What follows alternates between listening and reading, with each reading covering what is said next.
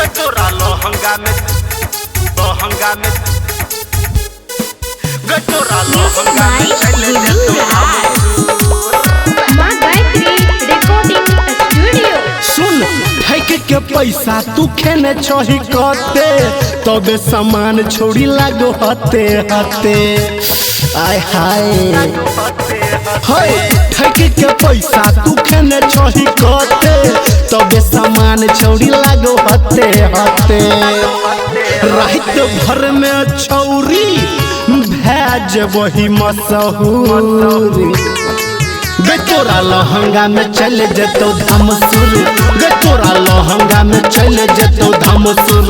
गटोरा लहंगा में चले जतो धमसुर गटोरा लहंगा में चले जतो धमसुर गटोरा लहंगा में गटोरा लहंगा में चले जतो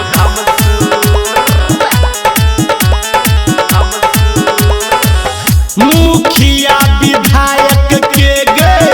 खुश कर परे तो पुलिस दरोगा से छौरा कनियो नहीं डरे तो बुझले मुखिया विधायक के गे खुश कर परे तो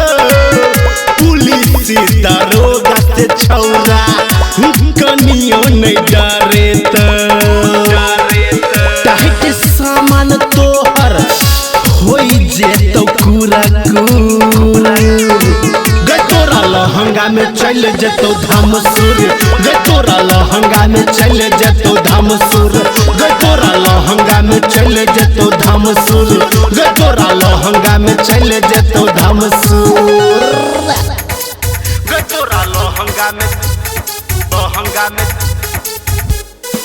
गटोरा लहंगा में चले जतो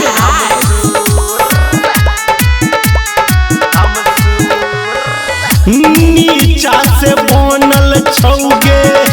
बंगाल के खारी राइटर प्रहलाद करतो बेर बेर डराई बुझला गे बुचिया नीचा से बनल छौगे बंगाल के खारी राइटर प्रहलाद करतो बेर बेर डराई कहो तोरा रस चुबो गुरा गटोरा लहंगा में चल जतो धमसुर गटोरा लहंगा में चल जतो धमसुर गटोरा लहंगा में चल जतो धमसुर गटोरा लहंगा में चल जतो धमसुर चल जतो गे छौरी।